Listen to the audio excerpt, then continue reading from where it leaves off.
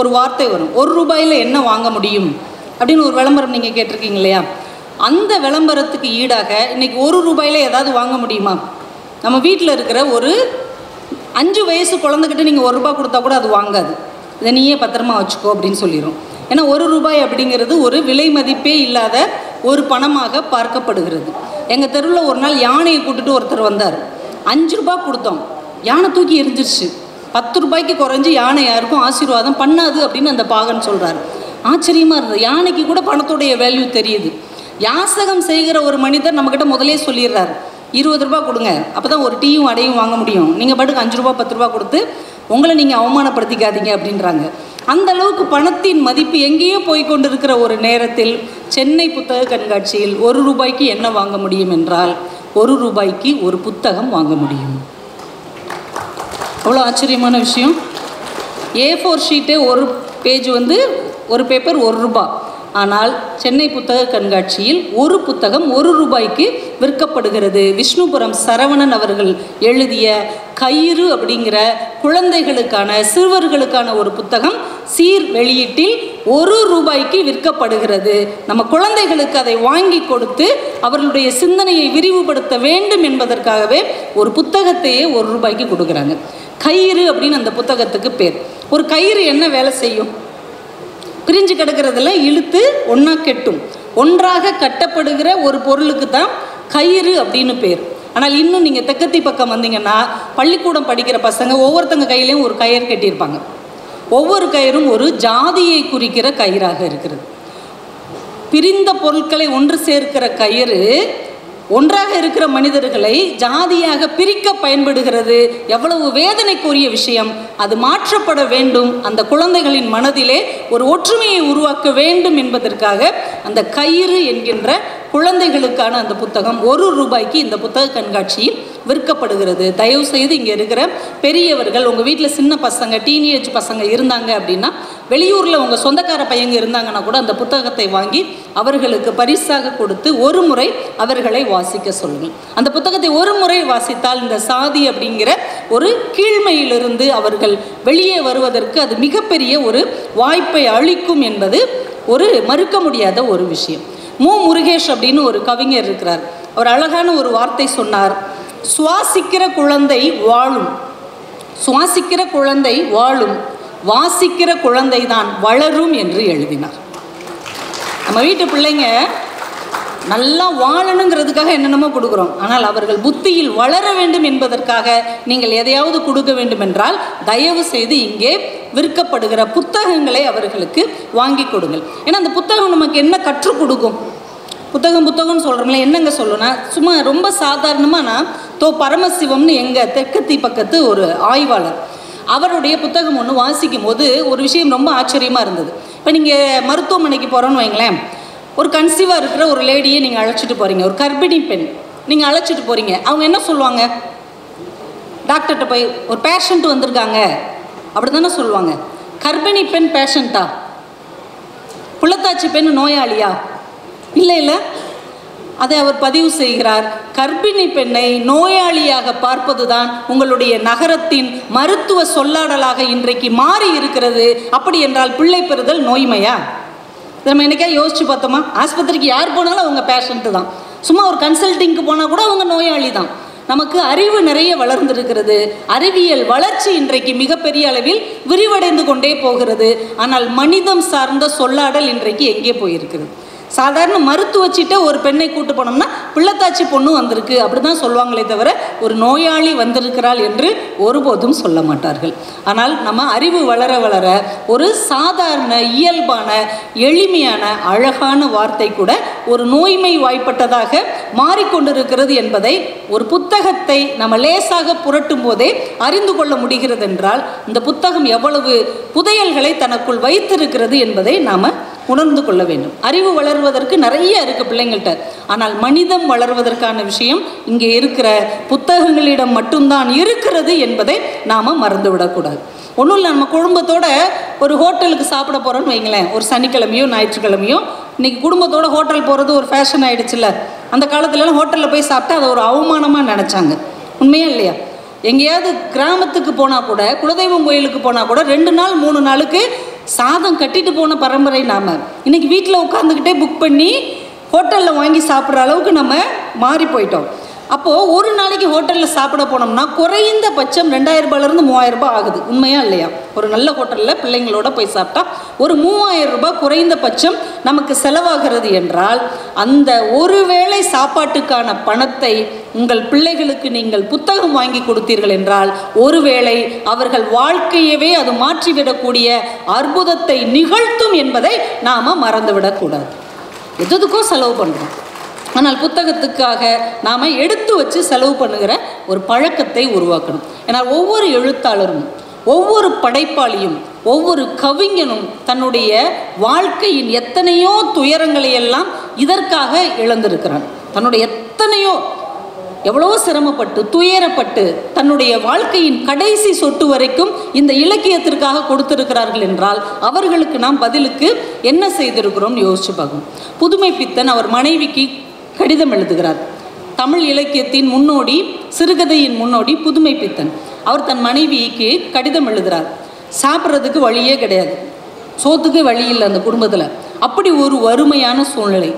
இவர் மனைவிக்கு கடிதத்தில் எழுதுகிறார், கமலா, நீ வெற்றிலை பாக்கு போட பழகிக்கொள். நீ வெத்தலை பாக்கு போட பழகிக்கோ. நீ வெத்தலை பாக்கு போட்டுட்டேன்னா சுற்றி இருக்கிறவங்க நீ சாப்பிட்டதாக நம்பும்.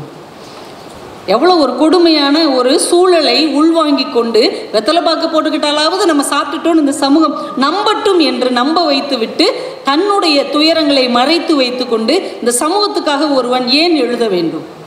இப்போ புதுமைப்பித்தன் இல்லை, அவங்க மனைவியும் இல்லை, ஆனால் அவர் எழுதிய புத்தகங்கள் இருக்கிறது. ஏன் அவங்க இதெல்லாம் எழுதணும்? அவங்க ஒரு நல்ல வேலைக்கு போய் நல்லா சம்பாதிச்சு நல்லபடியாக வாழ்ந்திருக்கலாம் இல்லையா?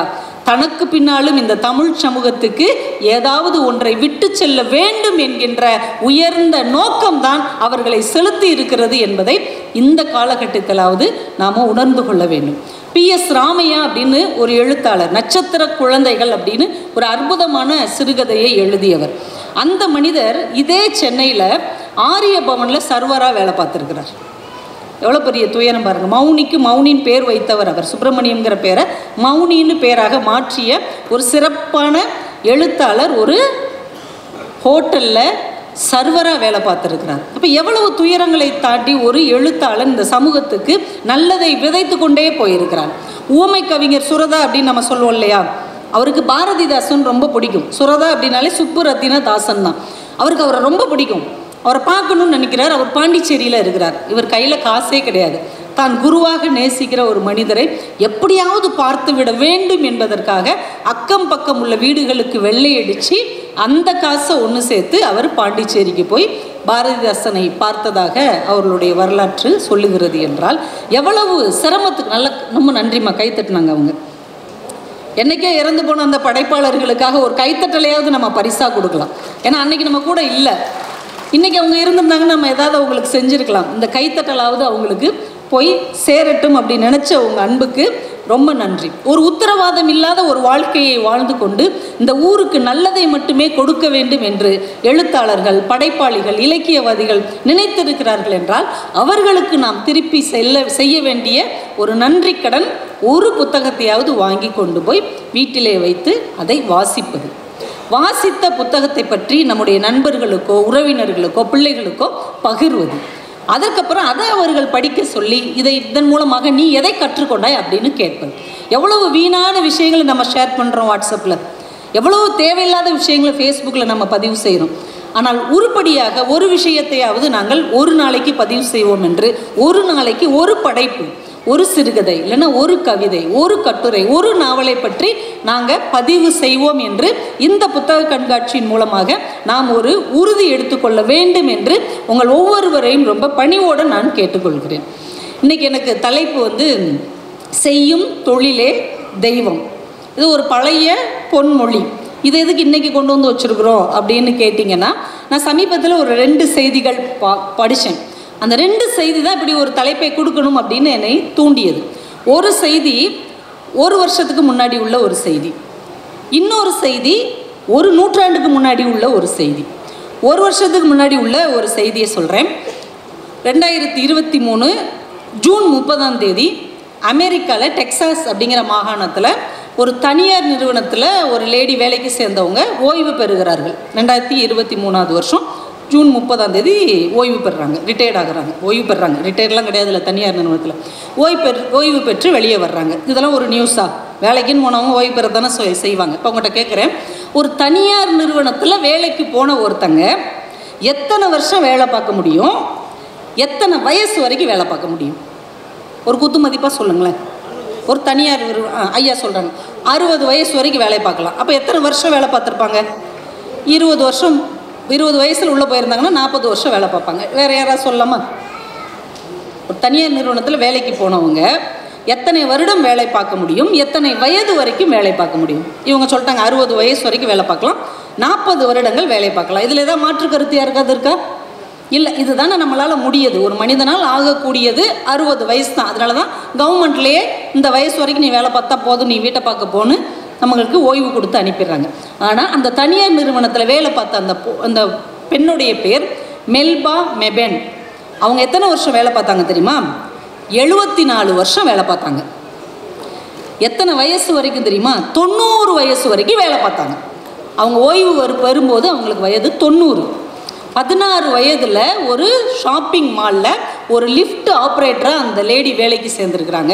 74 வருடம் ஒவ்வொரு துறையாக முன்னேறி அந்த நிறுவனத்தின் மிகப்பெரிய பொறுப்பு வரைக்கும் 74 வருடம் வேலை பார்த்து 90 வயதில் ஓய்வு பெற்று வீட்டுக்கு வந்திருக்கிறார். இது கூட பெரிய விஷயம் இல்லைங்க. இன்னும் பெரிய அதிசயம் என்ன தெரியுமா? இந்த 74 வருடங்களில் ஒரு நாள் கூட அவங்க விடுமுறையை எடுக்கவில்லை. பதட்டமாக இருக்குல்ல? என்னடா பொங்கல் லீவு எப்படா வரும்னு இப்போதான் நம்ம கேலண்டர் எடுத்து பார்த்துட்ருக்கோம். ஒரு அம்மா அமெரிக்காவில் உட்காந்துட்டு லீவே எடுக்காமல் 90 வயசு வரைக்கும் வேலை பார்த்துருக்குன்னா என்ன அர்த்தம்? செய்யும் தொழிலே தெய்வம். இன்றைக்கும் அப்படி அமெரிக்காவிலே இருக்கிறார்கள். ஒரு நூற்றாண்டுக்கு முன்னாடி ஒரு விஷயம் நான் சொன்னேன் இல்லையா?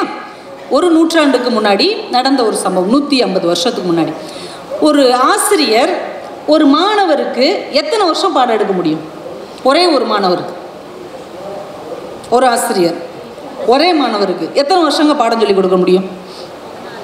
16 வருஷம் அம்மா, 14 இயர்ஸ், 14 வருஷம். ஏன்னா அவன் எல்கேஜிலேருந்துன்னு வச்சா கூட 12th முடிகிற வரைக்கும் 14 வருடங்கள் ஒரு ஆசிரியர் ஒரே மாணவனுக்கு அதே வகுப்பு ஆசிரியராக இருந்தால் பாடம் எடுக்க முடியும்னு சொல்லிட்டாங்க. ஆனால் ஒரே ஒரு ஆசிரியை தன் ஒரே ஒரு மாணவிக்கு 49 வருடங்கள் பாடம் நடத்தி இருக்கிறார். தன் வாழ்க்கையின் கடைசி நாள் வரைக்கும் பாடம் எடுத்திருக்காங்க. அந்த ஆசிரியைக்கு பெயர் ஆனி சல்லிவன், அந்த மாணவிக்கு பெயர் ஹெலன் கெல்லர். காது கேட்காத, வாய் பேச முடியாத, கண் பார்வை திறன் இல்லாத ஒரு மாணவி, 7 வயது குழந்தை இந்த ஆசிரியையிடம் ஒப்படைக்கப்படுகிறார். அப்போ இந்த ஆசிரியைக்கு ஒரு 20-21 வயது. ஒன்றுமே இல்லை. நீங்கள் எப்படி அந்த பொண்ணுக்கு பாடம் சொல்லி தருவீங்க? வாட்டர் அப்படின்னு ஒரு வார்த்தை சொல்லி கொடுக்கணும். இவங்க என்ன பண்ணுவாங்க தெரியுமா? அந்த குழந்தையோடைய கையை தன்னுடைய தொண்டைக்குழியில் வைத்து வாட்டர் WWWன்னு அந்த வார்த்தையை உணர வைப்பாங்க, அந்த எழுத்தை. அப்புறம் கையில் அந்த டபிள்யூவை எழுதி காமிப்பாங்க. அப்புறம் வாட்டர்னா என்னங்கிறத குழாயை திறந்து அந்த தண்ணியை கையில் பிடிச்சி காமிப்பாங்க. இப்படி ஒவ்வொரு வார்த்தையாக அந்த பொண்ணுக்கு சொல்லி கொடுத்து 6 மாதத்தில் 550 வார்த்தைகள் சொல்லி கொடுத்துருக்குறாங்க. இந்த 49 வருஷம் கற்றுக் கொடுத்தாங்கல்ல, அந்த கண் பார்வையற்ற, காது கேட்காத, வாய் பேச முடியாத அந்த ஹெலன் கெல்லர் என்ன கற்றுக்கிட்டாங்க தெரியுமா? 48 நாடுகளுக்கு சென்று சொற்பொழிவு ஆற்றினார், 12 புத்தகங்கள் எழுதினார், 5 மொழிகளை கற்றுக்கொண்டார். இது எல்லாம் யாரால் சாத்தியம்? ஒரே ஒரு ஆசிரியையால் சாத்தியம்.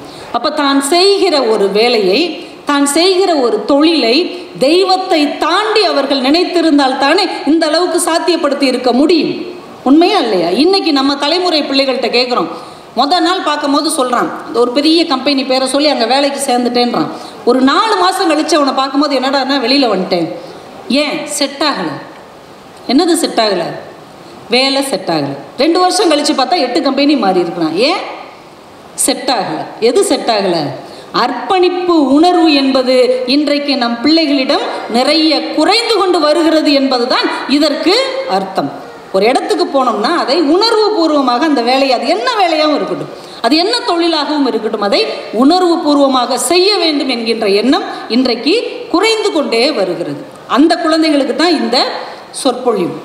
நான் எங்கள் கரிசல் பூமியிலேருந்து வரேன்னு சொன்னேன் இல்லையா, எங்கள் கரிசல் பூமியின் எழுத்தாளர் கு. அழகிரிசாமின்னு ஒரு அற்புதமான எழுத்தாளர். வாய்ப்பு கிடைக்கும் போது அவருடைய கதையெல்லாம் படிங்க, ரொம்ப நல்லாயிருக்கும். எங்கள் தெற்கத்தி பக்கத்தின் உள்ள நிறைய விஷயங்களை நீங்கள் அதில் கற்றுக்கொள்ள முடியும். அவர் குமாரபுரம் ஸ்டேஷன் அப்படின்னு ஒரு கதை எழுதியிருக்கிறார். குமாரபுரம் ஸ்டேஷன். நீங்கள் கோவில்பட்டின்னு ஒரு ஊர் கேள்விப்பட்டிருக்கீங்களா? கடல மிட்டாய்க்கெல்லாம் ஃபேமஸ். எங்கள் ஊர் கேள்விப்பட்டிருக்கீங்களா? ராஜபாளையம். ராஜபாளையம் எதுக்கு ஃபேமஸ்ஸு? எனக்கு ஃபேமஸ்ன்னு சொல்லாதீங்க, என்ன நாய்க்கு தான் ஃபேமஸ். நாய்க்கும் ஃபேமஸ்ஸு, எனக்கும் ஃபேமஸ்ஸு. சரியா?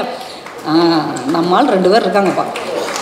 இந்த கோவில்பட்டிக்கு பக்கத்தில் ஒரு 7 கிலோமீட்டர், ஒரு 7 மைல் தொலைவில் குமாரபுரம் ஸ்டேஷன் ஒரு ஸ்டேஷன். எந்த காலத்துலேயோ வெள்ளைக்காரங்க காலத்தில் கட்டப்பட்ட, ஏதோ ஒரு காரணத்துக்காக கட்டப்பட்ட ஒரு ஸ்டேஷன். கதை குமாரபுரம் ஸ்டேஷனுங்கிறது ஒரு கதை. அப்படிப்பட்ட ஒரு ஸ்டேஷனுக்கு எப்போயாவது மனுஷங்க வந்து இறங்குவாங்க, இல்லைன்னா அது பாட்டுக்கு ஒரு நிமிஷம் நிற்கும், போயிட்டே இருக்கும். அப்படி ஒரு அத்துவான காடு உள்ள ஒரு ஸ்டேஷன். அந்த ஸ்டேஷனுக்கு புதுசாக ஒரு ஸ்டேஷன் மாஸ்டர் வர்றார். அவரை பார்க்குறதுக்கு கோவில்பட்டியிலேருந்து அவருடைய நண்பர் ஒருத்தர் வர்றார். சின்ன வயசில் அவங்க ஒன்றா படித்தவங்க, ரொம்ப அன்பாக இருந்தவங்க. இவர் இன்வைட் பண்ணியிருக்கிறாருன்னு அவர் வர்றார். இவருக்கு ஒரு 2-3 நாள் லீவ் கிடைக்குது. இந்த ஸ்டேஷனுக்கு வந்து தன் நண்பருடைய வீட்டில் தங்கி சாப்பிட்டுட்டு இவர் கூடயே ஸ்டேஷனுக்கு வந்துடுவார். ரொம்ப அழகாக நிறைய பூக்கள்லாம் உதிர்ந்து கிடக்கிற ஒரு அழகான ஸ்டேஷன். அதனால் அங்கே உள்ள பெஞ்சில் உட்காந்து இவர் கொண்டு வந்த புத்தகங்கள் எல்லாம் வாசித்துட்ருப்பார். ரொம்ப நல்ல மனிதர், வாசிக்கக்கூடிய ஒரு பழக்கமுள்ள ஒரு நல்ல மனிதர். சுப்புராமையர் அப்படின்னு அவருக்கு பேர். அவர் தோற்றமே ரொம்ப அழகாக இருக்குது. கம்பீரமாக அங்கவஸ்திரம், ஒரு கோட்லாம் போட்டு கையில் புத்தகம்லாம் வச்சு பார்க்குறதுக்கே ரொம்ப ஜோராக இருக்கிறார். 2-3 நாள் அங்கே உட்காந்து பழைய கதைகள் எல்லாம் நண்பர்கள் பேசி தீர்த்து இன்றைக்கி நான் கிளம்புறேன்டான்னு கிளம்புறார். காலையில் அந்த ஸ்டேஷனில் உட்காந்துருக்கிறார். கிளம்பி அவர் ஊர் கோவில்பட்டிக்கு போகிறதுக்கு தூரத்துலேருந்து ஒரு வயதான பெரியவரும் 4 சின்ன பசங்களும் குடுகுடுன்னு ஓடி வர்றாங்க. என்னன்னு பார்த்தா அந்த கிராமத்துக்காரங்க ட்ரெயின் என்னமோ வந்தால் விட்டுட்டு போயிருங்கிற மாதிரி ஓடி வர்றாங்கங்கிற மாதிரி பார்த்துட்ருக்குறாங்க. 4 பசங்களை கூட்டுட்டு அந்த பெரியவர் வர்றார். வந்து ட்ரெயின் இன்னும் வரல இல்லை, ட்ரெயின் இன்னும் போகலை இல்லை, ஏங்க இன்னும் டைமே ஆகலை இல்லைங்க, உட்காருங்க நிதானமாக இருங்கன்னொன்னே அவர் வந்து உட்காந்துட்டு சொல்கிறாரு, இந்த 4 பசங்களையும் பெரிய பள்ளிக்கூடத்தில் போய் சேர்க்கணும். எங்கள் ஊர் சின்ன பள்ளிக்கூடத்தில் அவங்க படித்து முடிச்சிட்டாங்க, 6வது வரைக்கும் முடிச்சிட்டாங்க. இந்த பிள்ளைகளை கொண்டு போய் அங்கே சேர்த்துட்டா எனக்கு ரொம்ப நிம்மதி அப்படின்னு அந்த பெரியவர் பேசிக்கிட்டு இருக்கிறார். இவரை ஆச்சரியமாக பார்க்குறாங்க. இவருடைய அந்த தோரணையும் இவருடைய கம்பீரமான தோற்றத்தையும் ரொம்ப ஆச்சரியமாக அந்த பிள்ளைகள் பார்த்துட்ருக்குறாங்க. இப்போ ட்ரெயின் வந்துருச்சு. எல்லாம் அடித்து பிடிச்சி ஏறி ஒரே கம்பார்ட்மெண்ட்டில் உட்காந்துடுறாங்க. இந்த பெரியவர் ஜன்னல்கிட்ட உட்காந்து ஒரு புத்தகத்தை எடுத்து திரும்பவும் வாசிக்க ஆரம்பிக்கிறார். இந்த பசங்கள்லாம் நெருக்கடிச்சிட்டு உட்காந்துருக்காங்க. அந்த பெரியவர் எதுக்கு உட்கார்றார்? ஏற்கனவே அந்த ட்ரெயினில் திருநெல்வேலியிலேருந்து மதுரைக்கு போகிற ஒரு கணவன் மனைவி வர்றாங்க. பார்த்தாலே தெரியுது ஒரு பெரிய சேட்டு மாதிரி இருக்கிறாரு. அவங்க மனைவி நல்லா ஆடம்பரமாக இருக்கிறாங்க. அந்த சேட்டு கேட்குறாரு அவர்கிட்ட, என்ன பெரியவரை பிள்ளைகளெல்லாம் கூட்டி எங்கே போகிறீங்கன்னு? பெரிய பள்ளிக்கூடத்துக்கு தான். பெரிய பள்ளிக்கூடம்னா 7வது படிக்க போகிறாங்க, இங்கே 6வது வரைக்கும் தான் இருக்குது, முடிச்சுட்டாங்க, 4 பேரையும் அங்கே கொண்டு போய் சேர்க்க போகிறேன். நல்லா படிப்பாங்களா? அதெல்லாம் நல்லா படிப்பாங்க. அங்கெல்லாம் பரீட்சை வச்சு தான் எடுப்பாங்க தெரியுங்களா? கிராம பசங்க இங்கிலீஷ்லாம் ஃபெயில் ஆகிட்டா சேர்க்க மாட்டாங்க. கணக்கில் 1 மார்க் இருந்தாலும் விட்டாலும் சேர்க்க மாட்டாங்க. இல்லை அங்கே படிச்சிருவாங்க. ஏற்கனவே இங்கே ஹெட் மாஸ்டராக இருந்து ரிட்டையர்ட் ஆனவர் வேறு ஊருக்கு போயிட்டாரு. இந்த பிள்ளைங்க இங்கே பரீட்சைக்கு போகிறாங்கன்ன உடனே அவர் கடிதத்தில் என்னென்ன கொஸ்டின்லாம் வரும், எப்படியெல்லாம் கேட்பாங்கன்னு ஒரு கடிதம் அனுப்பியிருக்கிறாரு. அதை அந்த பிள்ளைங்க படிச்சிருக்கிறாங்க, தயாராக தான் இருக்காங்க. கையில் பேப்பர்லாம் வச்சுருக்காங்க. அந்த பசங்க ஒரு பென்சில்லாம் சீவி சட்டப்பையில் வச்சுருக்கிறாங்க, தயாராக இருக்கிறாங்க. அந்த சேட்டு 1-2 கேள்வி கேட்குறாரு. இந்த பசங்க ஆர்வம் பதில் சொல்கிறாங்க. இப்போ அந்த சேட்டு சொல்கிறாரு மனைவிக்கிட்டே, எடுத்து பலகாரம்லாம் பிள்ளைகளுக்கு கொடு. உடனே அந்த அம்மா வச்சுருக்கிற ஒரு பாத்திரத்துலேருந்து எல்லாருக்கும் ஸ்வீட் கொடுக்குறாங்க, கூஜாலேருந்து காஃபிலாம் கொடுக்குறாங்க. இந்த பெரியவர் கேட்குறாரு, அப்புறம் உங்களுக்கு எத்தனை பிள்ளைங்க, உங்கள் குடும்பம் என்ன? நான் திருநெல்வேலியில் பெரிய ஹோட்டல் வச்சு நடத்திக்கிட்டு இருக்கிறேன். பிள்ளைங்கன்னா என்ன, அங்கே வந்து சாப்பிட்ற எல்லாருமே என் பிள்ளைங்க தான். அங்கே பக்கத்தில் ஒரு காலேஜ் இருக்குது, எல்லா பசங்களும் அங்கே தான் சாப்பிடுவாங்க. இல்லை உங்களுக்கு எத்தனை பிள்ளைங்கன்னு கேட்டேன் அப்படிம்பார். அதை தாயா சொல்கிறேன், எனக்கு பிள்ளைகள் இல்லை, எங்கள் ஹோட்டலுக்கு வந்து சாப்பிட்ற பிள்ளைகள்ல எங்கள் பிள்ளைகள் தான். இல்லாத பிள்ளைகள்கிட்ட காசு வாங்க மாட்டேன். ஒரு சில கஷ்டப்படுற பிள்ளைகளுக்கு நானே ஃபீஸ் கட்டிடுவேன், இருந்துட்டு போட்டுமே. இந்த பிள்ளைகள் வேணால் படித்து முடிச்சுட்டு அங்கே வாங்கடா, காலேஜ் படிக்கும் போது உங்களுக்கு சாப்பாடு கொடுக்குறேன், கஷ்டப்பட்டிங்கன்னா நானே ஃபீஸ் கட்டுறேன் அப்படின்னு சொல்லுவார்.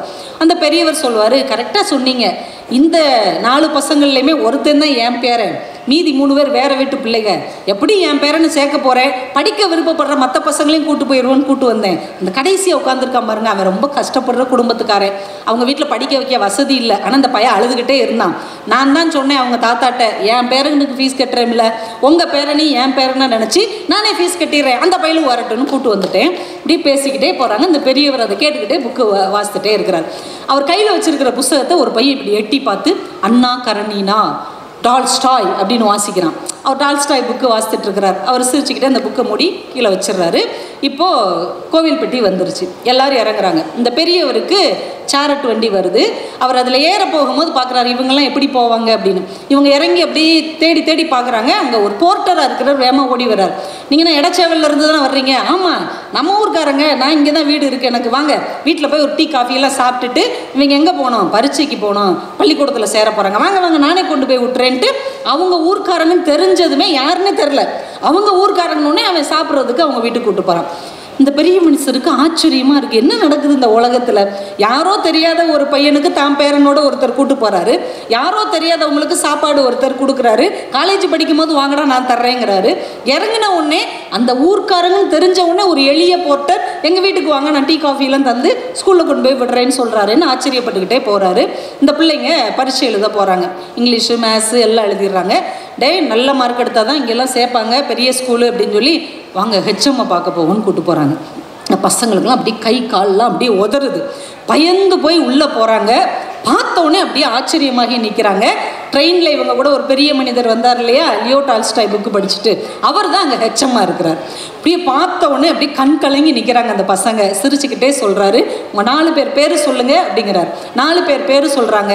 நீங்கள் 4 பேர் எழுதின பேப்பரை படிக்காமே சொல்கிறேன், நீங்கள் 4 பேர் பாஸ், நீங்கள் 4 பேர் இன்னையிலேருந்து பெரிய பள்ளிக்கூடத்தில் படிக்கிறீங்க, நல்லா படிக்கணும், போயிட்டு வாங்க அப்படின்னு அனுப்புகிறார். சொல்லிவிட்டு அவர் குனிஞ்சு சொல்கிறாரு, எது பெரிய பள்ளிக்கூடம், அந்த ஸ்டேஷனில் நம்ம பயணம் செஞ்சோம் இல்லையா, அதுதான் உண்மையிலேயே பெரிய பள்ளிக்கூடம் அப்படின்னு முடிக்கிறார். பள்ளிக்கூடம் என்பது என்னங்க, அனுபவம். சக மனிதர்களை இன்னொரு மனிதர்கள் எப்படி கையில் ஏந்தி கொள்கிறார்கள், அவர்களுக்கு தன்னிடம் இருக்கிற நேசத்தை எப்படி கற்றுக் கொடுக்கிறார்கள், இதுதானே குழந்தைங்க கற்றுக்க வேண்டிய ஒரு பாடம். இதை தாண்டி அவர்கள் பள்ளிக்கூடத்தில் படிக்க வேண்டியது என்ன இருக்கிறது? ஒரு சின்ன பயணத்தில் இல்லாதவர்களுக்கு யாராக இருந்தாலும் உதவுவார்கள். அவர் பணக்காரங்களாக இருந்தாலும் சரி, இல்லாதவனாக இருந்தாலும் சரி, கூடவே இருக்கிறவங்களா இருந்தாலும் சரி, ஒரு உதவி கிடைக்கும் என்கின்ற நம்பிக்கையை தருவதுதான் உண்மையான பள்ளிக்கூடம் என்று அந்த பெரியவர் சொன்னதாக அந்த கதை முடியும். அப்போ இப்படிப்பட்ட அனுபவங்களை நம் குழந்தைகளுக்கு நாம் கொடுத்துருக்குறோமா? இப்படிப்பட்ட ஆசிரியர்களாக, இப்படிப்பட்ட மனிதர்களாக நாம் என்றைக்காவது இன்னொருவருக்கு இருந்திருக்கிறோமா அப்படிங்கிற ஒரு கேள்வியை இந்த கதை நமக்கு கற்றுக் கொடுக்கிறது. ஆனால் இன்றைக்கும் அப்படி மனிதர்கள் இருக்கிறார்கள். எங்கள் ஊர் சிவகாசி பக்கத்தில் ஒரு கிராமத்தில் அரசு பள்ளிக்கூடம், அதில் ஹெச்எம்மாக இருக்கிறவருக்கு பேர் ஜெயச்சந்திரன். அவர் அந்த கிராமத்தை சார்ந்த பிள்ளைகள் விடுமுறையே எடுக்காமல், ஒரு வருஷம் முழுக்க விடுமுறை எடுக்காமல் வந்தாங்கன்னா மதுரையிலேருந்து சென்னை வரைக்கும் அவங்களுக்கு ஃப்ளைட் டிக்கெட் அவரே போட்டு கூட்டு வந்துடுறார். திரும்பி போகும்போது ட்ரெயினில் கூட்டு போகிறார், தான் சொந்த செலவில். அவர் சொல்லுகிறார், விடுமுறையே எடுக்காமல் இந்த பிள்ளைகள் வந்தால் நன்றாக படிப்பார்கள், ஒரு உயரப்போகிற ஒரு கனவை நான் அவர்களுக்கு கொடுக்கிறேன், வாழ்க்கையில் நன்றாக படித்தால் உயரத்திற்கு வர முடியும் என்கின்ற நம்பிக்கையை என்னால் கொடுக்க முடிகிற போது அதை நான் செய்யத்தான் செய்வேன் என்று சொல்லுகிறார். இன்றைக்கும் இப்போ நம்ம கண்ணுக்கே தெரியாமல் எவ்வளவோ நல்ல மனிதர்கள் தான் செய்கிற தொழிலை சம்பளத்தை தாண்டி நேசித்து கொண்டிருக்கிறார்கள். தூத்துக்குடியில் பொன்மாரியப்பன் ஒருத்தர் இருக்கிறார், சலூன் கடை தாங்க வச்சிருக்கிறார். அவருக்கு பிரதமர் ஃபோன் பண்ணி பேசுகிறார், முதலமைச்சர் அவரை பாராட்டுறார், எழுத்தாளர்கள்லாம் அவரை கொண்டாடுறாங்க. எதுக்கு? சலூன் கடை வச்சிருக்கிறதுக்கா? அவர் சலூன் கடையில் பாதி இடத்தை ஒதுக்கி நூலகம் நடத்துகிறார். புத்தகங்கள் அவர் செலவில் வாங்கி வச்சிருக்கிறார். முகம் திருத்த வருவார்கள் இல்லையா, முடி திருத்த வருவார்கள் இல்லையா, அவங்களெல்லாம் உட்கார வச்சு ஏதாவது ஒரு புத்தகம் படிக்க சொல்லுகிறார். ஒரு புத்தகம் அவர்கள் முழுமையாக படித்தால் 30% தள்ளுபடி கொடுக்கிறார். முடி திருத்த வந்தவர்களின் மூளையை திருத்தி அனுப்புகிற ஒரு மனிதன் இதே தமிழ்நாட்டில் ஒரு தெக்கோடி நகரத்தில் வாழ்ந்து கொண்டிருக்கிறார். பொன் மாரியப்பன் அப்படின்னு அவருக்கு பேர். எஸ் ராமகிருஷ்ணன் அவருடைய பிறந்த நாளுக்கு தூத்துக்குடி முழுக்க ஹாப்பி பர்த்டேன்னு ஓட்டுவார். ஒரு எழுத்தாளருக்கு பர்த்டே கொண்டாடி பார்த்துருக்குறீங்களா? சினிமா நடிகர்களுக்கு நடிகைகளுக்கு கொண்டாடுகிற இளைஞர்களுக்கு மத்தியில் எழுத்தாளனுக்கு பிறந்த நாள் கொண்டாடுகிற ஒரு மனிதன் தூத்துக்குடியில் இருக்கிறான். இப்போ இப்படியும் மனிதர்கள் நம்மிடையே வாழ்ந்து கொண்டு தான் இருக்கிறார்கள் என்பதுதான் செய்யும் தொழிலே தெய்வம். அந்த தொழிலை அவர்கள் எப்படி பார்க்கிறார்கள் என்பதில் தான் இருக்கிறது. நீங்கள் கண்டக்டர் அப்படின்னு சொல்லிட்டாலே உங்களுக்கு என்ன தோணும் மனசில்? கண்டக்டர் கச்ச கச்சன்னு ஒரு நெருக்கடியான ஒரு சூழல். சில்லறைலாம் எல்லாரும் கீழே இறங்கு, வாசலில் நிற்காத, உள்ளே போ, நீ அங்கே போ, நீ இங்கே போ, நீ எங்கிட்டாவது போ, இப்படி சொல்கிற ஒரு கண்டக்டர் தான் நம்ம மனசில் தோணும். ஆனால் கோயம்புத்தூர்லேருந்து மதுரைக்கு கவர்மெண்ட் பஸ்ஸுக்கு ஒரு நடத்துனர் இருக்கிறார், சிவசண்முகம்னு பேர். எல்லோரும் ஏறி உட்காந்தோடனே இவர் மேலே ஏறி வந்துட்டு, எல்லாருக்கும் வணக்கம், எல்லோரும் ஏதாவது ஒரு முக்கியமான காரியமாக தான் இன்னொரு ஊருக்கு போவீங்க, நீங்கள் போகிற காரியம் நல்லபடியாக நடக்கணும், உங்கள் எல்லாருக்கும் என்னுடைய வாழ்த்துக்கள். ஏதாவது வாந்தி வர்ற மாதிரி இருந்தால் சொல்லுங்கள், ஒரு நிமிஷம் பஸ்ஸை நிப்பாட்ட சொல்கிறேன். இந்த கடலையெல்லாம் தின்ட்டு பஸ்ஸில் போடாதீங்க, ஒரு கவர் முன்னாடி வச்சுருக்கேன், அதில் எடுத்து போடுங்க, உங்கள் பயணம் இனிமையாக அமையட்டும் அப்படின்னு சொல்லிட்டு டிக்கெட் கொடுக்க ஆரம்பிக்கிறார். இதெல்லாம் கைத்தட்டலாம், அந்த நடத்துனருக்கு போய் சேரும்ல. எல்லாரும் செய்கிற ஒரு வேலை தாங்க, எல்லாரும் செய்கிற ஒரு தொழில் தான். ஆனால் அதில் எந்த அளவுக்கு மனிதத்தை கலக்க முடியும் என்று ஒருவர் யோசிக்கிறார் என்றால் அது எவ்வளோ பெரிய ஆச்சரியமாக இருக்கிறது. இன்றைக்கி சாதாரணமாக ஒரு வேலை சொன்னால் கூட கேட்குற ஊழியர்கள் எத்தனை பேர் இருக்கிறாங்க? ஆஃபீஸில் ஒருத்தரை கூப்பிட்டு சொல்கிறேன், இப்போ டீ வாங்கிட்டு வாப்பா அப்படின்னு. டீ இல்லைன்னா காஃபி வாங்கிட்டு வாப்பா, ரொம்ப தலைவலிக்கு. காஃபியும் இல்லாட்டி இப்போ கட்டஞ்சாயாவது வாங்கிட்டு வாப்பா, அதுவும் இல்லாட்டி அதுவும் இல்லைன்னு சும்மா வந்துருப்பா, அப்புறம் எதுக்கு மேடம் போகணும்? இப்படி கேட்குற மனிதர்கள் இருக்கிறார்களா இல்லையா? நம்ம வீட்டு பிள்ளைங்களே நீங்கள் ஒரு வேலை சொன்னால் இதுக்கு மாதிரி 100 கேள்வி கேட்டு ஏன்டா இந்த பிள்ளைக்கு இந்த வேலையை சொன்னோன்னு நம்மளை நோக்கடிப்பாங்க. அப்போ ஒரு வேலையை சொன்னால் அந்த வேலையை திருத்தமாக செய்ய வேண்டும். அந்த வேலையில் என்னை போல் இன்னொருவன் இந்த வேலையை செய்ய முடியாது என்கின்ற அளவுக்கு அதை செய்யணும் என்கின்ற அர்ப்பணிப்பு உணர்வு எத்தனை பேருக்கு இருக்குது? நீங்கள் சினிமா துறையை எடுத்துக்கோங்களேன், கமலஹாசன் இருக்கிறார் இல்லையா, அவருடைய அர்ப்பணிப்பு வேறு யாருக்குமே இருக்காது, ஆச்சரியமாக இருக்கும். அவர் தான் ஒரு பேட்டியில் சொன்னார், நான் நடிகனாக இல்லாமல் பரமக்குடியில் மாடு மேய்க்கிறவனாக இருந்தால் கூட இவனை போல் ஒருவன் மாடு மேய்க்க முடியாது என்கின்ற அளவுக்கு நம்பர் 1 மாடு மேய்க்கிறவனாக இருப்பேன் அப்படின்னார். எந்த வேலையாக இருந்தாலும் அதை நேசித்து செய்யணும். சூப்பர் ஸ்டார்னு ரஜினி சாரை சொல்கிறோம், அவர் கண்டக்டராக இருக்கும்போது டிரைவராக இருந்தார்ல ராஜ் பகதூர், அவர் சொல்கிறாரு இன்னைக்கு தான் உங்கள் பார்வைக்கு அவர் சூப்பர் ஸ்டார், அவர் நடிக்கவே வராட்டி கூட அவர் டிக்கெட் கிடிச்சு கொடுக்குற ஸ்டைல்லையே அவர் எங்கள் பஸ்ஸில் உள்ள எல்லாருக்குமே சூப்பர் ஸ்டாராகத்தான் இருந்தார் என்று அவர் சொல்லுகிறார். அவர் சூப்பர் ஸ்டாராக ஆகலை, கண்டக்டராக இருக்கும்போதே சூப்பர் ஸ்டாராக தான் இருந்திருக்கிறார். நீங்கள் எந்த வேலையில் இருந்தாலும் அதை நேசிக்கிற, அதை உயிர்ப்போடு நடத்துகிற ஒரு அர்ப்பணிப்பு இருந்தால் நாம் அந்த தொழிலின் உச்சத்துக்கு வர முடியும். அதனால தான் சலங்கை ஒளின்னு ஒரு படத்தில் கமலஹாசன் ஒரு பரதநாட்டிய கலைஞராக இருப்பார் இல்லையா, அந்த படத்தில் கடைசி காட்சியில் இறந்து போயிடுவார். இறந்து போய் அவர் அந்த நாற்காலியில் வச்சு அப்படி கொண்டுட்டு போகும்போது அந்த படம் முடியும். எந்த படம் முடிஞ்சாலும் என்ன போடுவாங்க? தி எண்டு அப்படி தானே போடுவாங்க.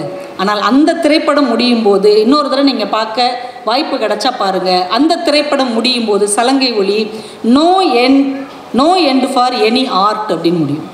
No end for any art, எந்த கலைக்கும் முடிவு என்பதே இல்லை என்று அந்த வார்த்தை வரும். அது அந்த படத்துக்கான வார்த்தை அல்ல, கமலஹாசன் என்கின்ற அர்ப்பணிப்பு உணர்வு உள்ள ஒரு கலைஞனுக்கு சொல்லப்பட்ட ஒரு வார்த்தையாகவே அதை நாம் எடுத்துக்கொள்ளலாம். எந்த துறையில் இருந்தாலும் அதை பார்க்கிற விதம் இருக்கிறது இல்லையா. அடிமை பெண் அப்படின்னு ஒரு படம், எம்ஜிஆர் அவர்கள் நடித்த படம். அதில் அசோகன் அவர்களுக்கும் எம்ஜிஆர் அவர்களுக்கும் ஒரு சண்டை காட்சி இருக்கும். அதில் ஒரு ஆச்சரியம் பாருங்கள், அசோகன் அவர்களுக்கு ஒரு கால் இருக்காது, ஒரு கால் இல்லாத அவர் இவர் கூட சண்டைக்கு வருவார்.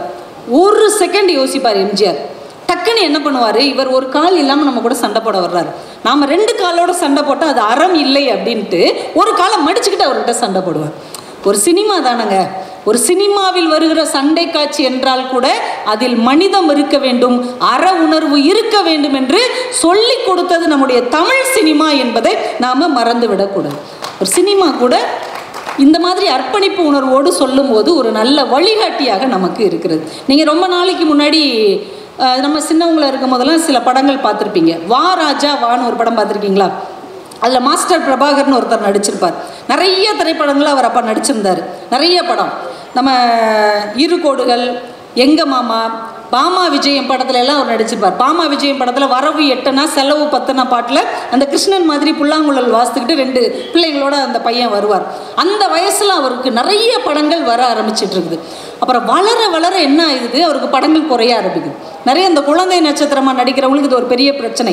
குழந்தையாக இருக்கிற வரைக்கும் வாய்ப்பு கிடைக்கும், வளரும்போது அவங்களுக்கு வாய்ப்பு இல்லாமல் போயிடும். இப்போ வளர வளர வாய்ப்பு குறைஞ்சிக்கிட்டே இருக்குது. இப்போ இவருக்கு என்ன செய்ய அப்படின்னு தெரியலை. எப்படி நம்ம வந்து வாழ்க்கையை நடத்தி போக முடியும் அப்படின்னு யோசிக்கும் போது அவர் நடித்த ஒரு படத்தில் இரு கோடுகள் அப்படிங்கிற படம் தொடங்கும் போதே ஒரு காட்சி வருமா, அதில் ஒரு கோடு போட்டுட்டு இதை அழிக்காமல் எப்படி சின்ன கோடை ஆக்குறது அப்படின்னு ஒரு கேள்வி இவர் கேட்க, ஜெயந்திங்கிற நடிகை என்ன பண்ணுவாங்களாம், பக்கத்தில் ஒரு பெரிய கோடு போட்டுட்டு இப்போ அது சின்ன கோடு ஆயிடுச்சு இல்லையா, ஒரு கோடை சின்னதாக்கணும்னா பக்கத்தில் பெரிய கோடு ஒன்றை போட வேண்டும் அப்படின்னு சொல்கிற காட்சியை பார்க்குறாரு இவர். உடனே முடிவு எடுக்கிறார், இந்த துறை ஒருவேளை இல்லாமல் போகும் என்றால் பக்கத்தில் ஒரு பெரிய கோடு போட்டால் தான் நாம் வாழ முடியும் என்று உடனே தன்னுடைய வேலையை மாற்றிக்கொண்டு டி நகர் இருக்கு இல்லையா, அங்கே ஸ்வஸ்திக் டிஜிட்டல் அப்படின்னு ஒரு ஜெராக்ஸ் கடையை ஆரம்பித்து இன்றைக்கி ஓஹோன்னு அவர் வாழ்ந்துட்டுருக்கிறார். இன்றைக்கி அவருக்கு நிறைய வயசு இருக்கும்.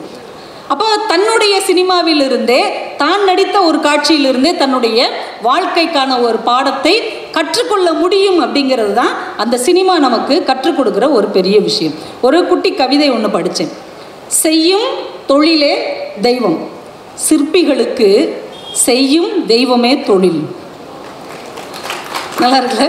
நம்ம எல்லாருக்கும் செய்யும் தொழிலே தெய்வம், சிற்பிகளுக்கு மட்டும் செய்யும் தெய்வமே தொழில்.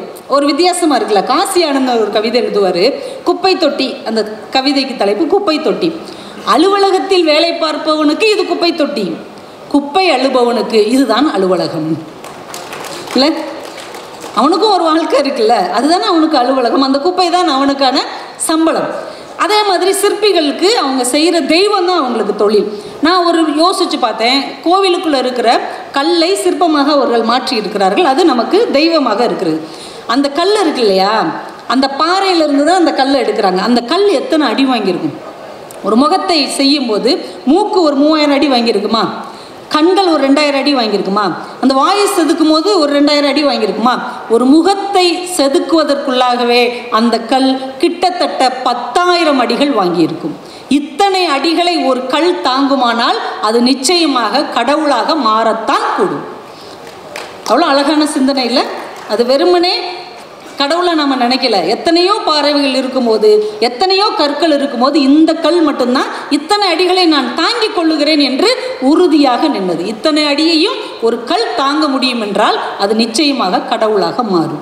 அப்போ நாம் வாங்குகிற அவமானம், நாமல் படுகிற துயரங்கள், நாம் வாங்குகிற அடிகள், இதை தாண்டி நாம் ஜெயிக்க முடிந்தோம் என்றால் நாமும் வாழ்க்கையில் அவ்வளோ பெரிய உயரத்துக்கு போக முடியும் என்பதைத்தான் செய்யும் தொழிலே தெய்வம் என்று கூட நம்முடைய பெரியவர்கள் சொன்னார்கள். அப்போ செய்கிற தொழிலை அர்ப்பணிப்போடு நாம் செய்தோம் என்றால் அதிலிருந்து ஒரு தெய்வம் நிச்சயமாக எழக்கூடும், அல்லது அந்த தெய்வத்துக்கு நிகராக நாம் கொண்டாடப்படுவோம் என்பதற்காகத்தான் அப்படி சொல்லியிருக்கிறாங்களோ அப்படின்னு கூட நம்ம இதை எடுத்துக்கலாம்.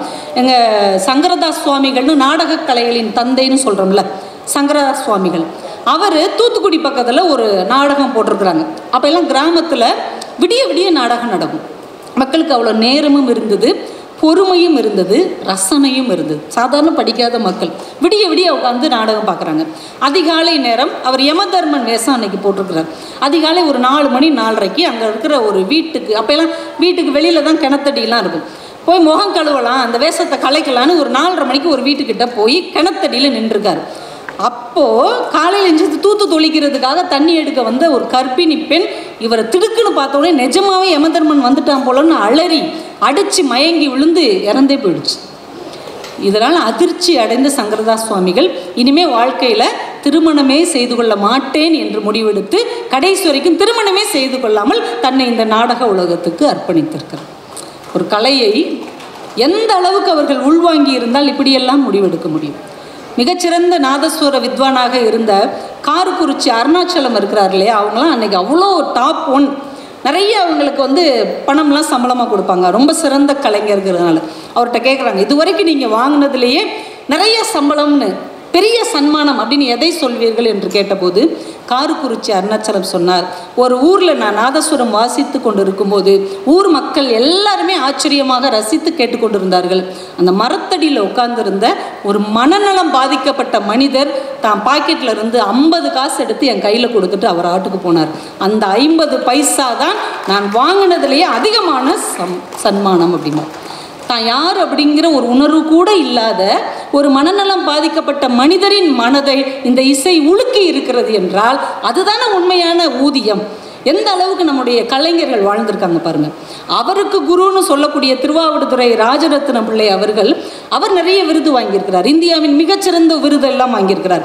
நீங்கள் வாங்கினதுலேயே மிகப்பெரிய விருது எது அப்படின்னு கேட்டபோது அவர் சொன்னார், ஒரு கோவில் உற்சவத்தின் போது நான் வாசித்து கொண்டு போகிறேன், பின்னாடி தேர் வருகிறது, நான் அப்படியே மக்களெல்லாம் கேட்டுட்டே மயங்கி வர்றாங்க, பக்கத்தில் இந்த கேஸ் லைட்டு பிடிச்சிட்டு ஒருத்தர் வருவார் இல்லையா, அந்த மனிதர் அந்த லைட்டை தூக்கி போட்டு பிடிச்சி சபாஸ் கொன்னுட்டாயா அப்படின்னு சொன்ன அந்த ஒரு வார்த்தை தான் இதுவரைக்கும் நான் வாங்கியதிலே பெரிய விருது. என்னங்க பெரிய ஜனாதிபதி இவங்கெல்லாம் விருது கொடுத்துருக்காங்கல்ல, அது பெருசு இல்லையா? அவங்க என்ன என் இசையை கேட்டாங்க கொடுத்தாங்க, இங்கேருந்து யாரோ பரிந்துரை செய்தார்கள், அவங்க விருது கொடுத்தார்கள். ஆனால் இவன் பக்கத்தில் இருந்து ரசித்து சொன்னான் பார்த்தீங்களா ஒரு வார்த்தை, அதுதான் எனக்கு மிகப்பெரிய விருது என்று அந்த மாமனிதர் சொன்னார்.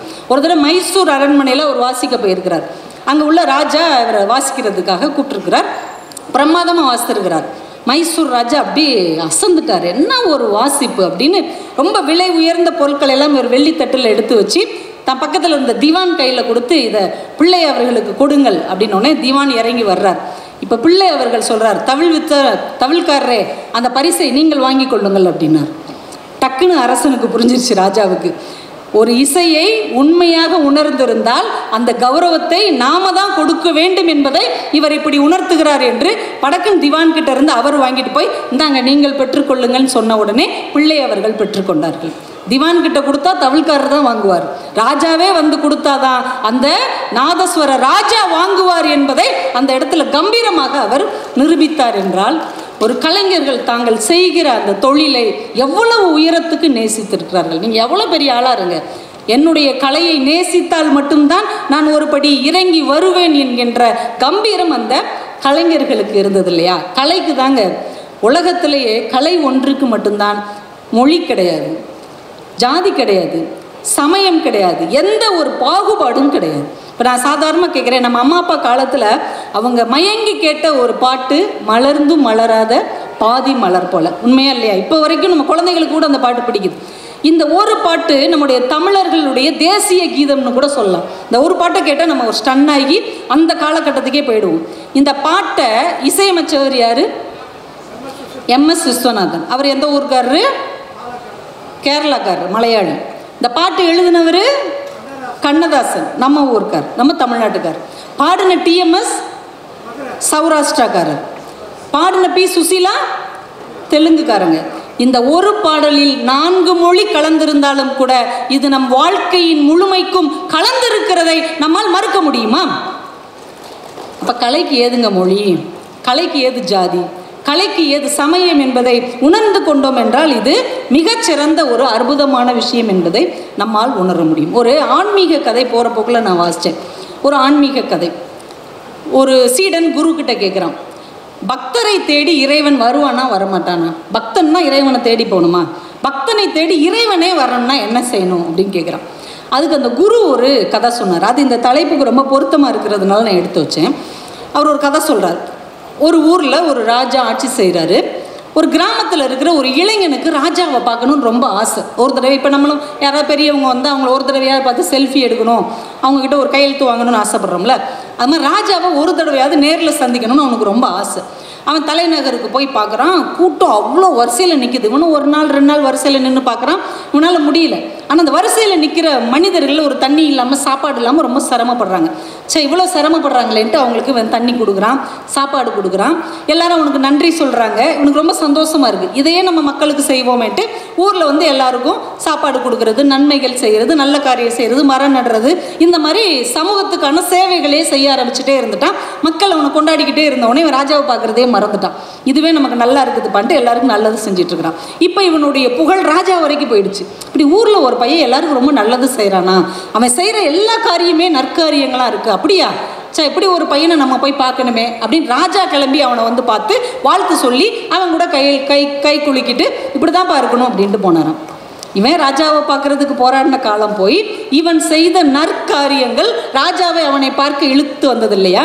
இந்த குரு சீடன் கிட்ட சொல்றார், நீ உன்னுடைய காரியங்களை, நீ உன்னுடைய வேலையை மிகச்சரியாக செய்து இந்த சமூகத்துக்கு பலன் உள்ளதாக மாற்றினால் நீ இறைவனை தேடி போக வேண்டாம், இறைவன் உன்னை தேடி வருவான்.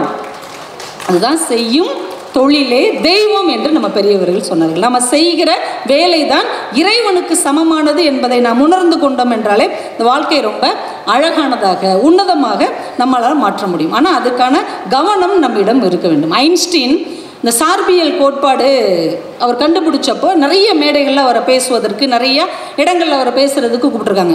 காரில் அவரும் டிரைவரும் போயிட்டே இருப்பாங்களாம். நிறைய மேடையில் ஒரே விஷயத்தை பேசி பேசி பேசி போர் அடிச்சிருச்சு அவருக்கு.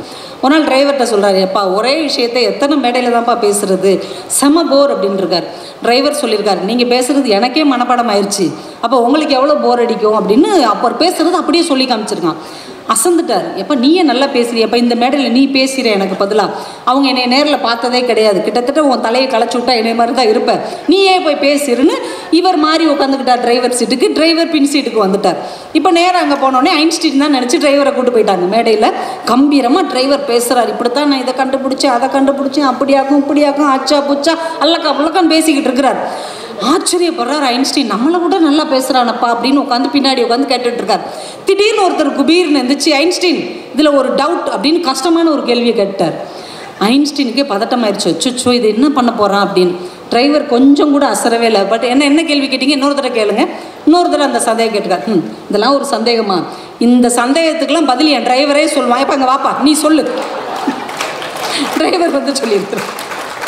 டிரைவராக இருந்தால் ஐன்ஸ்டீன் வந்து சொல்லியிருக்கிறார். அப்போ எந்த வேலையில் இருந்தாலும் அதை அந்த புரிந்து கொள்ளுகிற உணர்வு இருக்கு இல்லையா, அது ரொம்ப ஆச்சரியமானது. புரிந்து கொள்ள முடியலன்னு வைங்க, அது மாதிரி அபத்தம் உலகத்தில் எதுவுமே கிடையாது. வெள்ளைக்கார காலத்தில் அவங்க ஒரு மிலிட்ரி ஆஃபீஸில் 2 மிலிட்ரிக்காரங்க ஒரு பெஞ்சுக்கு பக்கத்தில் காவலுக்கு நின்றுருக்காங்க. இந்த பக்கம் ஒருத்தர், இந்த பக்கம் ஒருத்தர், நடுவில் ஒரு பெஞ்சு. புதுசாக ஒரு மிலிட்ரி ஆஃபீஸர் வர்றாரு. இது என்ன, இந்த பெஞ்சுக்கு 2 பேர் காவல் காத்துட்ருக்கீங்க, என்ன பிரச்சனை? இல்லை, இதுக்கு முன்னாடி இருந்த ரெஜிமெண்ட்டு கேப்டன் வந்து இப்படி எங்கள் 2 பேர் நிற்கணும்னு சொல்லியிருக்கிறார். எப்போ சொன்னார்? அது 50 வருஷத்துக்கு முன்னாடி இருந்து இதை ஃபாலோ பண்ணிக்கிட்டு இருக்காங்க. அப்படியா, இது எதுவும் சரித்திர புகழ் பெற்ற பெஞ்சு போல் அப்படின்ட்டு அவருக்கு இவர் ஃபோன் பண்ணுறார். ட்ரங்க் கால் ஃபுக் பண்ணி, கேப்டன் இந்த ஒரு பெஞ்சுக்கு 2 பேரை காவலாக போட சொல்லி நீங்கள் சொல்லியிருந்துருக்கிறீங்க, 50 வருஷமாக அது நடந்துக்கிட்டு இருக்குது, அந்த பெஞ்சோடைய சிறப்பு என்னன்னு சொன்னீங்கன்னா அதை எழுதி அதில் நாங்கள் போட்டுருவோம், எல்லாருக்கும் புரியும்ல. அவர் கேட்டிருக்காரு, ஏன்ப்பா அந்த பெஞ்சில் போட்ட பெயிண்ட் இன்னுமாப்பா காயாமல் இருக்குது அப்படின்னு இருக்காரு. பெஞ்சில் பெயிண்ட் அடிச்சிருக்காங்கன்னு சொல்லி 2 பேரை காவலுக்கு நிற்க சொல்லிட்டு அவர் போயிட்டார். காலமாக 2 பேர் நின்றுக்கிட்டே இருந்திருக்காங்க. அது ஏதோ ஒரு பாரம்பரியம் மாதிரி நின்றுட்டே இருந்திருக்காங்க. இப்போ ஒரு வேலையை ஏன் செய்கிறோம், எதுக்கு செய்கிறோம், அதற்கு பின்னால் இருக்கிற பின்னணி என்னன்னே தெரியாமல் அப்படியே அடிச்சாங்காப்பி மாதிரி செய்கிற மனிதர்கள் தான் அதிகமாகிக்கொண்டே இருக்கிறார்களே தவிர இந்த வேலையில் நம்முடைய கவனம் என்ன, இதை நாம் எப்படி செய்யணும் என்கின்ற ஆத்மார்த்த உணர்வு உள்ளவர்கள் இன்றைக்கு குறைந்து கொண்டே போகிறார்கள். அப்படிங்கிறது தான் நாம் இன்னைக்கு உணர்ந்து கொள்ள வேண்டிய ஒரு கட்டாயத்தில் இருக்கிறோம். எழுத்தாளர் சுஜாதா அவர்கள் கவனம் குறித்த கவனம் அப்படின்னு ஒரு கட்டுரை எழுதினார். அதில் அவர் ஒரு 3 சம்பவம் சொன்னார். அதில் ஒன்று சொல்கிறேன். ஒரு எழுத்தாளர்களாக கூடிய ஒரு இலக்கிய கூட்டத்துக்கு சுஜாதா அவர்கள் பேச போயிருக்கிறார். சங்க இலக்கியத்திலிருந்து சமகால இலக்கியம் வரைக்கும் அவருக்கு தலைப்பு. தொல்காப்பியத்திலிருந்து இன்னைக்கு இருக்கிற புதுக்கவிதை வரைக்கும் அவர் ரொம்ப அழகாக ப்ரிப்பேர் பண்ணி கிட்டத்தட்ட 1 hour பேசியிருக்கிறார். அவர் சிறந்த பேச்சாளர் கிடையாது, ஆனாலும் கூட அன்றைக்கி நல்லா தயார் பண்ணி அவருக்கே திருப்தி ஏற்படுற அளவுக்கு பேசியிருக்கார். பேசிட்டு இன்றைக்கி நல்லா பேசிட்டோம், எல்லோரும் நம்மளை கண்டிப்பாக பாராட்டுவாங்கன்னு நினச்சி இறங்கி வந்திருக்கிறார். ஒரு மூத்த எழுத்தாளர் வேகமாக வந்து ஒரு கையை பிடிச்சிக்கிட்டு, சுஜாதா உங்கள் பேச்சு முழுசாக கேட்டேன். உடனே இவருக்கு, அப்பா நம்மளை பாராட்ட போகிறார், ஏதாவது முக்கியமான இடத்த சொல்ல போகிறாரா, சொல்லுங்கள் முழுசாக கேட்டேன், 1 மணி நேரம் பேசுனீங்க, ஆனால் ஒரே உங்களுக்கு மூச்சு வாங்கிக்கிட்டே இருக்குதே, உங்களுக்கு வீசிங் ப்ராப்ளம் இருக்கா அப்படின்னு கேட்டிருக்காரு. சுஜாதா எழுதுறாரு, நான் 1 மணி நேரம் பேசினேன், அவர் என் பேச்சை கவனிக்கவில்லை, 1 மணி நேரமும் என் மூச்சை மட்டும்தான் கவனித்திருக்கிறார் அப்படின்னு எழுதினார். நாம் எல்லாரும் எல்லாவற்றையும் கவனிக்கிறோம், ஆனால் எதை கவனிக்க வேண்டுமோ அதை நாம் மறந்துவிட்டோம். ஒரு இளைஞன் ரோட்டில் போயிட்டுருக்கிறான், ஒரு கார் அவனை அடித்து தட்டிட்டு போயிடுச்சு. உடனே அடிச்சிருச்சேன்ட்டு போலீஸ் ஸ்டேஷனில் போய் சொல்கிறான், பொறுப்பே இல்லாமல் ஒரு கார் என்னை அடிச்சுட்டு போயிடுச்சு. எப்போ அந்த காருடைய கலர் தெரியுமா? தெரியாது.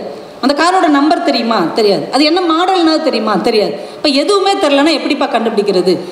ஏதாவது கவனிச்சியா? ஆமாம் கவனிச்சேன், அந்த காரை ஒரு பொண்ணு ஓட்டிகிட்டு போச்சு, அந்த பொண்ணு ரொம்ப அழகாக இருந்துச்சு, அது மஞ்சள் கலரில் பட்டுச்சேலை கட்டி இருந்துச்சு. எதை கவனிக்கணும் அதை கவனிக்கலை, எது தேவையில்லையோ அதை அந்த இளைஞன் கவனிச்சிருக்கிறார். இந்த கவனம் குறித்த கவனம் மட்டும் நம்மிடம் கவனமாக இருந்தால் வாழ்க்கையில் நாம் செய்கிற எல்லா வேலையும் மிகச்சிறப்பாக முடியும் என்பதை நாம் புரிந்து கொள்ள வேண்டும். சம்பந்தமில்லாததெல்லாம் உட்காந்து கவனிக்கிறது, நமக்கு எது தேவை, எது நம்மை உயர்த்தக்கூடியது என்பதில் நம்ம கவனம் செலுத்தினாலே பாதி பிரச்சனை முடிஞ்சிடும். நான் 20ஆம் நூற்றாண்டில் ஒரு மனநல மருத்துவர் ஒருத்தர் ஒரு புக் எழுதியிருக்கிறார். விக்டர் ஃப்ராங்கல் அப்படின்னு அவருக்கு பேர். மனிதனின் தேடல், வாழ்வின் அர்த்தம் அப்படின்னு ஒரு புத்தகம் எழுதியிருக்கிறார். அவர் ஹிட்லர் காலத்தில் அவருடைய அந்த யூத வதை முகாமில் இருந்திருக்கிறார். எல்லா சித்திரவதையும் அனுபவிச்சிருக்கிறாரு. ஏதோ ஒரு பை லக்கு தப்பிச்சு வெளியே வந்தவர் மனநல மருத்துவராக இருக்கிறாரு. இந்த புத்தகத்தை எழுதுகிறார். இந்த புத்தகத்தில் அவர் ஒரு சம்பவம் சொல்கிறாருங்க. மானுடர்கள் ஒவ்வொருவரும் கற்றுக்கொள்ள வேண்டிய ஒரு மிகப்பெரிய தத்துவம். ஒரு நாள் நைட்டு அவர் தூங்கிட்டு இருக்கிறார். ஒரு 12:01 மணிக்கு அவருக்கு ஒரு ஃபோன் கால் வருது. என்னடா இந்த நேரம் யார் ஃபோன் பண்ணுறான்னு எடுத்தால் எதிர்முனையில் ஒரு பெண் பேசுகிறாங்க. டாக்டர், என் பேர் இது, நான் வந்து தற்கொலை பண்ணிக்கலான்னு முடிவில் இருக்கிறேன். உடனே இவருக்கு ரொம்ப அதிர்ச்சி ஆயிடுச்சு. ஏம்மா, என்னம்மா பிரச்சனை, சொல்லு, உன் வயசு என்ன, ஏன் உனக்கு இப்படி ஒரு தூண்டுதல் வந்ததுன்னு அவர்கிட்ட பேசுகிறார். அந்த பொண்ணு தன்னுடைய கதையை பூரா சொல்லி அழுகுது. கிட்டத்தட்ட ஒரு 2 மணி நேரம் எனக்கு யாருமே இல்லை, என்னை எல்லாரும் கைவிட்டுட்டாங்க, நான் வாழ்கிறதுல அர்த்தமே இல்லைன்னு அப்படியே அழுது தன்னுடைய கதையை 2 மணி நேரம் சொல்லுது. அவ்வளோத்தையும் அவர் பொறுமையாக கேட்டுட்டு, மனித வாழ்க்கைங்கிறது வாழ்கிறதுக்கு தான்ப்பா, சாகிறதுக்கு கிடையாதுன்னு இவர் ஒரு 5 நிமிஷம் ஆறுதலாக பேசி ஒரு மன தைரியத்தை கொடுத்துருக்கிறார். இவர் பேச்சை கேட்டவுடனே அந்த பொண்ணு, டாக்டர், நான் கண்டிப்பாக தற்கொலை பண்ணிக்கிட மாட்டேன், அந்த எண்ணத்தை நான் கைவிட்டுறேன் அப்படின்னு சொல்லி ஃபோனை வச்சிருச்சு. இவருக்கு ரொம்ப சந்தோஷம். ஒரு 3 மாதம் கழித்து ஒரு நிகழ்ச்சியில் இவர் கலந்துக்கிட போயிருக்கிறார்.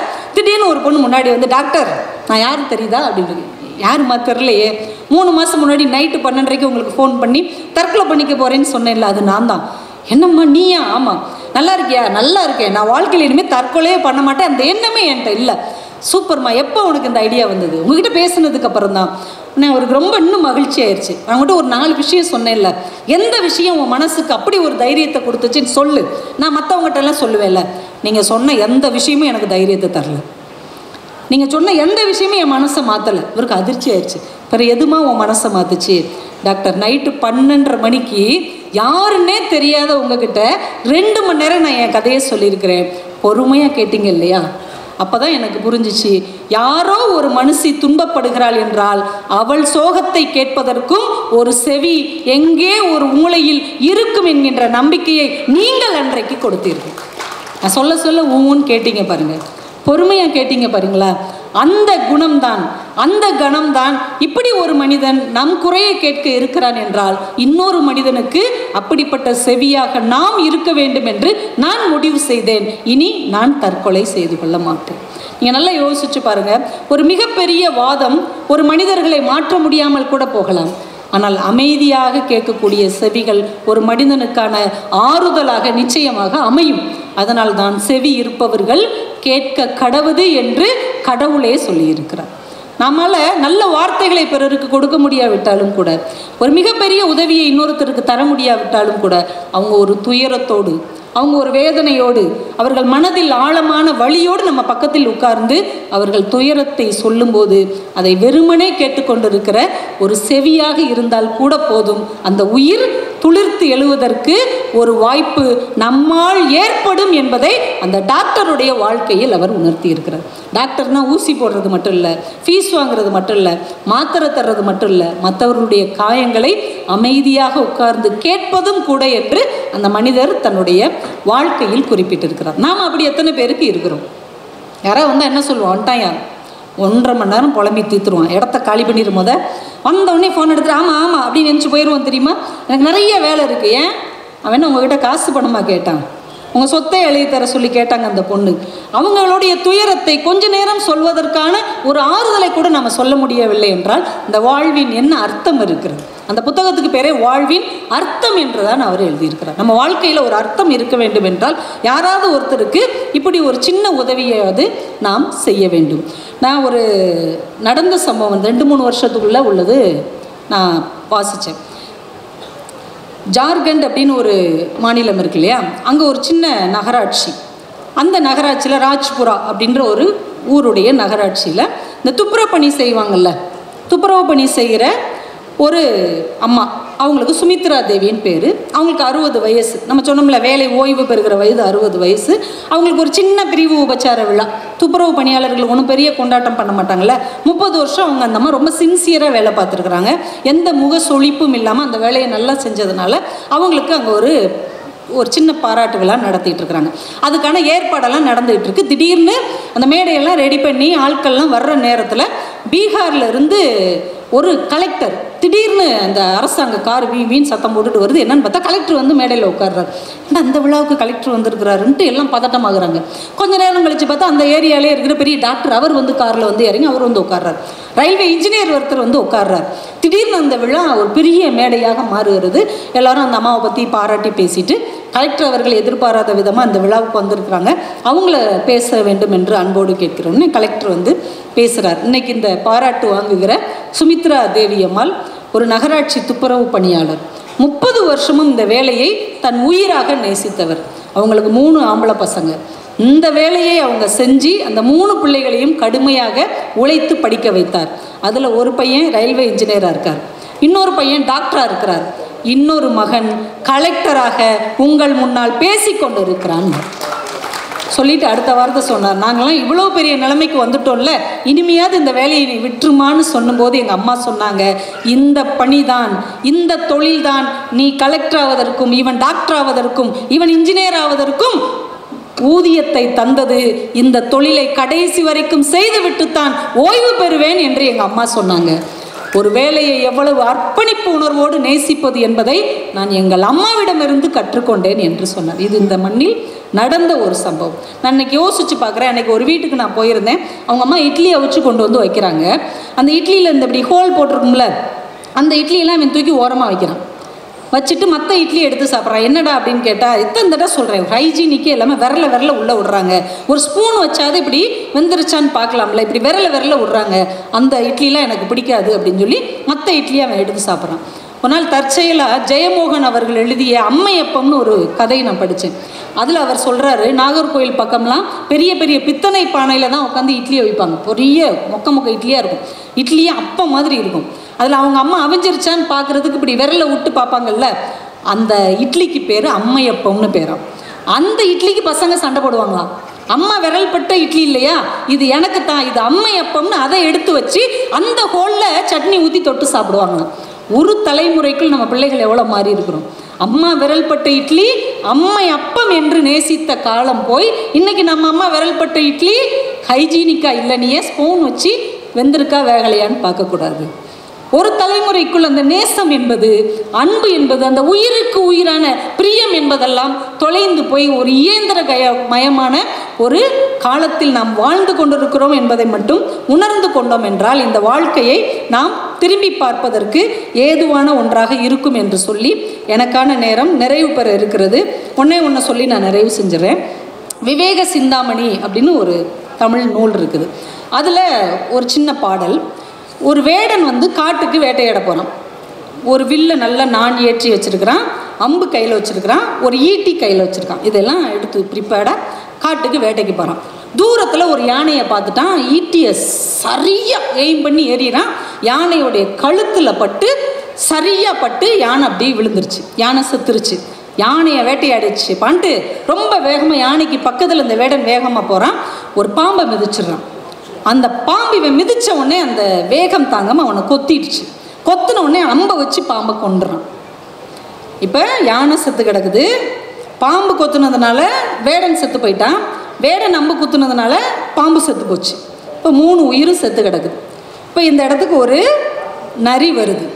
நரி வந்து பார்க்குது, யானை, மனுஷன், பாம்பு. இந்த யானையை 3 மாதம் வச்சு சாப்பிடலாம், இந்த மனுஷனை 1 வாரம் வச்சு சாப்பிட்லாம், இந்த பாம்பை 2 நாள் வச்சு சாப்பிட்லாம். அதுக்கு முன்னாடி இப்போ பசிக்கு அந்த வில்லை பார்க்குது. அப்போல்லாம் நரம்பை தான் நானாக வச்சு கட்டியிருப்பாங்க. இப்போ பசிக்கு இந்த நரம்பை சாப்பிடுவோம். யானையை 3 மாதம் வச்சு சாப்பிட்லாம், மனுஷனை 6 நாள் வச்சு சாப்பிட்லாம், பாம்பை 2-3 நாள் வச்சு சாப்பிட்லாம். இப்போ பசிக்கு இந்த நரம்பை சாப்பிடுவோம். நரம்பை கடிக்குது. நான் ஏற்றப்பட்ட நரம்பை கடித்த உடனே அந்த வில்லு நச்சுன்னு நரி தலையில் அடித்து நரி செத்து போச்சு. இப்போ விவேக சிந்தாமணி சொல்லுகிறது, நம்மை சுற்றி 1000 அற்புதமான விஷயங்கள் இருந்தால் கூட அற்பமான விஷயத்திற்காக நாம் செத்து தொலைக்கிறோம். அந்த நரியை போல சுற்றி இத்தனை விஷயம் இருந்ததில்ல. ஆனால் அந்த நரி என்ன செய்யுது, இருங்க பேசி முடிச்சுக்கிறேன். அந்த நரி என்ன பண்ணுது, அல்பத்தனமாக அந்த நரம்பை போய் சாப்பிடுவோன்னு கடிச்சதுனால அந்த வில்லினால் அடிபட்டு செத்து போகிறது என்று விவேக சிந்தாமணி என்கின்ற தமிழ் நூல் சொல்லுகிறது. நரி விருத்தமாக நான் இந்த பாட்டு எழுதி வச்சிருக்கிறேன். சரி, ரைட்டு, சரிங்க. பார்த்த புத்தகத்தில் அப்படி தான் இருந்தது. ஏதோ நீங்கள் பார்த்து வச்சுக்கோங்க, அந்த நரி விருத்தமாக விவேக சிந்தாமணியான்னு அதை பார்த்து எடுத்துக்கோங்க. ஆனால் நம்முடைய வாழ்க்கை எப்படி இருக்கிறது? நம்ம சுற்றி நல்ல விஷயங்கள் இவ்வளோ இருக்குது. ஆனால் நம்ம எதை தேடி போகிறோம்? ஒன்றுக்குமே உதவாத, எதற்குமே பிரயோஜனப்படாத அற்பத்தனமான விஷயங்களுக்காக நம் வாழ்க்கையின் பெரும்பகுதியை இழக்கிறோம் என்பதை உணர்ந்து கொண்டோம் என்றால், இன்னைக்கு நாம் என்ன செய்து கொண்டிருக்கிறோமோ, என்ன வேலை செய்து கொண்டிருக்கிறோமோ, என்ன தொழில் செய்து கொண்டிருக்கிறோமோ, என்ன பணி செய்து கொண்டிருக்கிறோமோ, அதில் நம்முடைய அர்ப்பணிப்பு உணர்வை காட்டினால் அதை காட்டிலும் ஒரு தெய்வம் இந்த உலகத்தில் இல்லை என்பதை மட்டும் நாம் உணர்ந்து கொள்ள வேண்டும் என்று உங்களுக்கு சொல்லி, இவ்வளவு அழகான ஒரு வாய்ப்பை, இங்கே பேசுகிற வாய்ப்பை அளித்த பப்பாசி நிறுவனத்துக்கும், இங்கே கூடியிருந்த படைப்பாளர்களுக்கும், வாசகர்களாகிய உங்களுக்கும், மேடையில் இருக்கிற அன்புள்ளங்களுக்கும், அண்ணன் முருகன் அவர்களுக்கும் என்னுடைய நன்றிகளையும் வணக்கங்களையும் சொல்லி விடைபெறுகிறேன். நன்றி, வணக்கம்.